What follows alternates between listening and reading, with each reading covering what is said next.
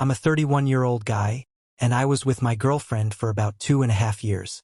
Like most couples, we had ups and downs, but honestly, I thought we were in a good place. Especially because we'd been planning this vacation for over 6 months. A week at an all-inclusive resort with beaches, spa days, the whole thing. I'd saved around $4,200 for the trip. Flights, resort, everything for both of us. I took time off work, packed, arranged for my friend to check on my apartment. All set. The day before we were supposed to leave, I was packing when my phone buzzed. A text from her. "Hey, I've been thinking a lot and I need a break from us. I need some space to figure things out. Please don't contact me for a while. I'll reach out when I'm ready." I read it 3 times. The day before our vacation. After 6 months of planning.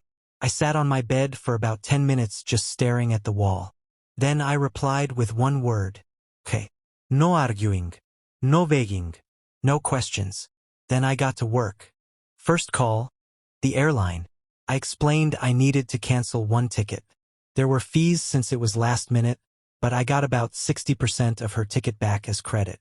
Second call, the resort. The booking was under my name, so I told them my travel companion canceled and I'd be coming alone. They adjusted it to single occupancy. Third call. My buddy who was watching my place. Still good? Cool. I finished packing, set my alarm, and went to sleep. The next morning I was at the airport by 6 a.m. for my 9 a.m. flight. Checked in, cleared security, grabbed coffee, sat at my gate scrolling my phone. That's when I saw her. She was walking through the terminal pulling the bright pink suitcase I'd bought her for her birthday, wearing the sundress she ordered specifically for this trip, smiling like it was all a joke. She spotted me and rushed over, arms open. "Surprise. Bet you thought I was serious." I didn't move. "What?" she said, confused. "Babe, why aren't you happy? You texted me yesterday saying you needed a break and told me not to contact you." She laughed. "That was a test. I wanted to see if you'd fight for me. Then I realized I was being silly, so I decided to surprise you." She was smiling like this was romantic. "Aren't you happy to see me?" "Not really." Her smile disappeared. "What?" "I canceled your ticket last night. Changed the resort reservation. I'm going alone." The color drained from her face. "You what?" "No, that's impossible. I have my boarding pass." She opened the airline app. Her expression collapsed. "It should say canceled," I said. "You wanted space. I gave it to you." She panicked. "You can't do this." I stood up, grabbed my bag, and walked toward the gate as boarding started. "You can't do this to me," she yelled, loud enough for half the terminal to hear. I didn't turn around. At the gate, the agent scanned my pass and looked at me. "Rough morning?" "Getting better by the second." She smiled and waved me through. As the plane door closed, it finally went quiet. I took my window seat, extra legroom, and settled in. When I landed, my phone blew up. Dozens of texts and missed calls. I turned it off and went to the resort. Best vacation of my life. Update 3 days in. I'm writing this from a pool chair with a drink that probably has 4 kinds of rum in it. First, yes, testing your partner is toxic. I know. And yes, I could have talked to her at the airport. But this wasn't new. For 2.5 years, I dealt with tests. Storming out during arguments to see if I'd chase her. Mentioning her ex to see if I'd get jealous. Going cold for days to see if I'd panic. Every time I was supposed to prove my love. 8 months in, she said she might move back home. I said, "That's a big decision. Let me know what you choose." She cried because I didn't beg. A year in, she said an old flame wanted coffee. I said, "Cool, have fun." That turned into our biggest fight. I was supposed to be territorial. Every failed test meant I didn't care enough. This vacation was just the biggest test yet. Or so I thought. Day 1 at the resort was peaceful. The staff even upgraded my room ocean view balcony because they felt bad about the solo booking. Day 2, I turned my phone on. Regretted it immediately. Her messages went from rage to apologies to rage again. Her mom and sister got involved. Apparently, she had a full meltdown at the airport after I left and security escorted her out. Then came the message that changed everything. One of her coworkers reached out. She told me she'd been telling people she was going on the trip with another guy, someone she met at a conference. She planned to swap him in on the vacation I paid for. He backed out last minute. That's when she tried to come back to me. The break text wasn't a test. It was a backup plan. I sat by the pool for a long time after reading that. Then I blocked her number and ordered another drink. Update. Back home. While I was gone, she showed up at my apartment crying in the hallway for hours. Left a 4-page letter begging forgiveness.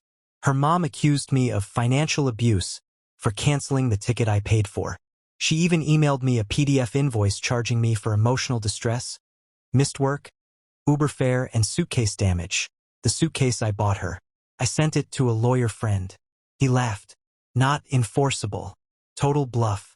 When I told her that, she replied with crying emojis and said we were supposed to get married someday. That was it for me. Final update. She showed up at my office. I spoke to her in the lobby with security nearby. She admitted the other guy, said it was a mistake, begged for therapy, counseling, another chance. I told her we were done. She cried, waited for me to chase her. I didn't. She left. Her dad called later and admitted she's always been like this. The games, the tests. That was the last contact. I'm in therapy now, learning boundaries, learning why I stayed so long, learning that peace is better than chaos disguised as passion. The vacation photos are still on my phone. Me alone, smiling, relaxed. Proof that walking away was the right decision. She asked for space. I gave her a permanent one. Chapter closed. A week after I got back from the trip, things escalated one last time. I was at work when the receptionist called me. There's a woman here who says she's your girlfriend. She seems really upset. Do you want me to send her up? I already knew who it was. No, I said. I'll come down. If I give you a signal, call security. When I reached the lobby, she was sitting in one of the waiting chairs.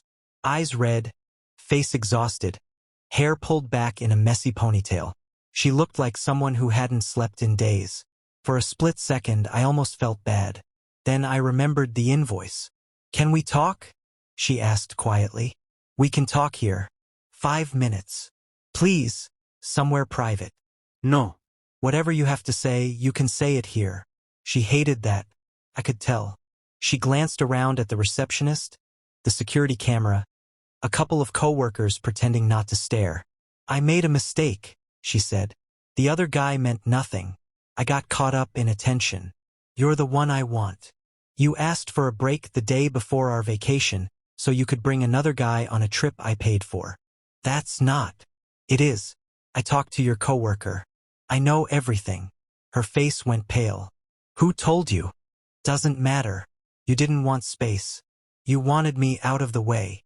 She started crying. I was confused. People make mistakes. They do, I said. And I'm making a choice now. We're done. You can't throw away 2.5 years. I'm not throwing it away. You did. I'm just accepting it.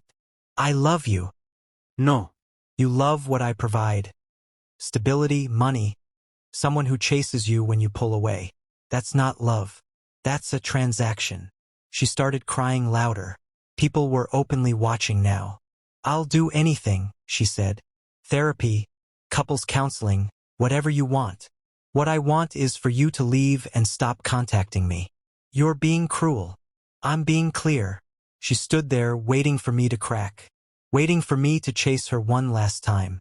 2.5 years of conditioning almost worked. Almost. I didn't move. Finally, she grabbed her purse and stormed out, slamming the door hard enough to make the lobby jump. The receptionist raised her eyebrows. I shrugged. A coworker walked over. You good? Yeah, I said. I'm good. And I meant it. A few days later, her dad called me. He didn't yell, didn't accuse. She's struggling, he said. I'm not asking you to take her back. I just wanted to say, she's always been like this. The games, the tests. Her mom does the same thing. I'm sorry she's struggling, I said. But I can't keep fixing things for her. I understand, he said. Take care of yourself. That call actually meant something. After that, everything stopped. No more threats. No more invoices. No more messages. Just silence. Here's where I am now. I started therapy. Not to save a relationship, but to understand why I stayed so long. Why I kept chasing someone who kept moving the finish line. Turns out I'm a fixer. I prioritize other people's needs over my own. I ignore red flags because I think patience will fix them. It won't.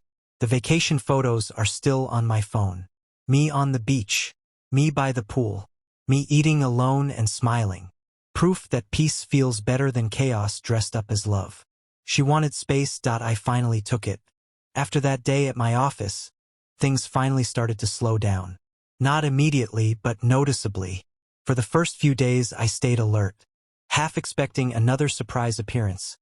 Another message from a new number. Another attempt to pull me back into the chaos. It didn't happen. Instead, there was silence. The kind of silence that only shows up when someone finally realizes there's nothing left to push against.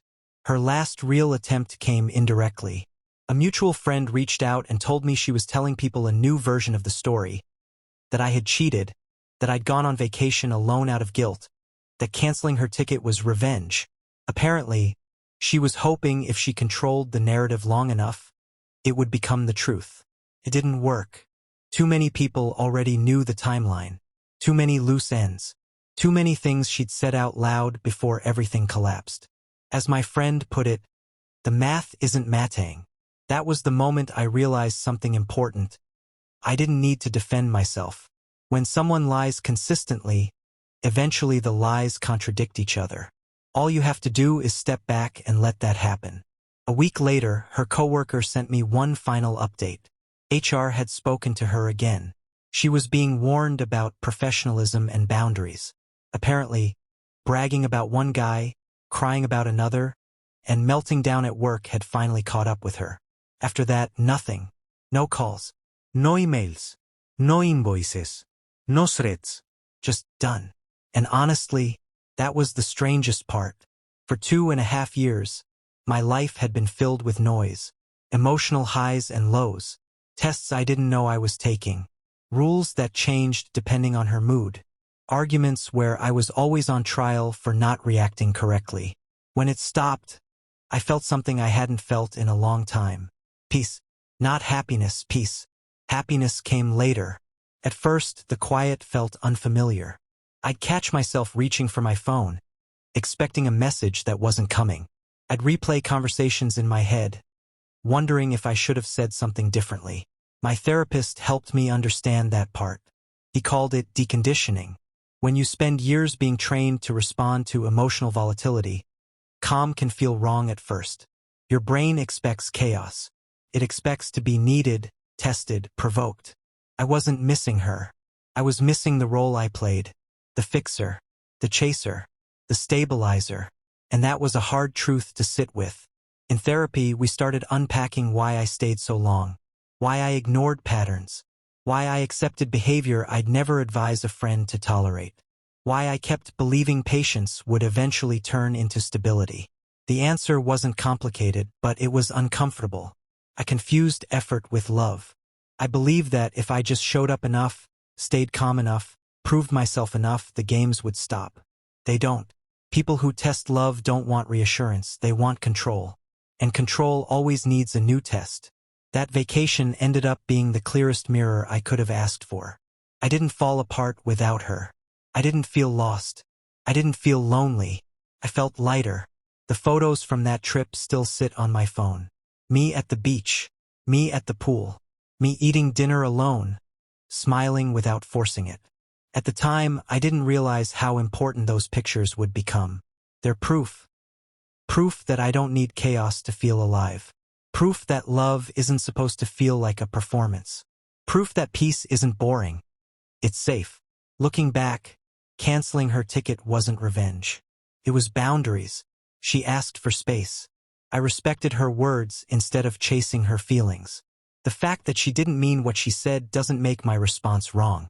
It just exposed the truth faster. If there's one thing I've learned through all of this, it's this. When someone shows you who they are through patterns, not promises, believe them. When someone creates drama to measure your love, they aren't looking for connection. They're looking for leverage. And when someone asks for space right before something important, pay attention to the timing. Sometimes the healthiest response isn't to fight.